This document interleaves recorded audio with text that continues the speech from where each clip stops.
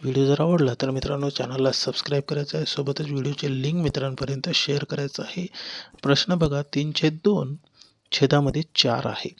तर आता बघा या ठिकाणी या गणितीय क्रियेला सोडवायचं कशा पद्धतीने, तर सुरुवातीला बघा 3/2 हे अपूर्णांकात आहे. मग या 4च्या छेदामध्ये काही नाही म्हणजे 1 असणार. मग आता याला लिहायचं बघा 3/2 जशाला तशी लिहिली. आता हे छेदामध्ये आहे, याला गुणाकारात न्यायचं म्हणजे वरती घेऊन जायचं म्हणजे गुणाकार होतील. आता बघा याला जर वर नेलं तर काय होईल, हा 1 येतील अंशामध्ये आणि 4 येतील छेदामध्ये. ओके. आता याला सोडवायचं बघा, डायरेक्ट गुणाकार होतील. 3 गुणिले 1 आणि 2 गुणिले 4 होणार. आता करा गुणाकार. 3 1 3 आणि 2 चौक 8. 3/8 हे आपल्या प्रश्नाचं उत्तर असणार आहे. आता मित्रांनो यामध्ये कन्फ्यूज जर होत असाल तर बघा या ठिकाणी पुन्हा मी एक्सप्लेन करून देतो बघा.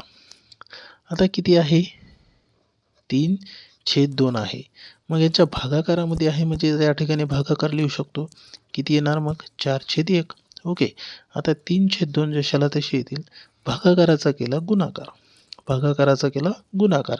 मग गुणाकार केल्याने काय होईल, छेदामधली संख्या अंशात येईल आणि अंशामधली संख्या छेदात येईल. बघा याच्यासारखं झालं.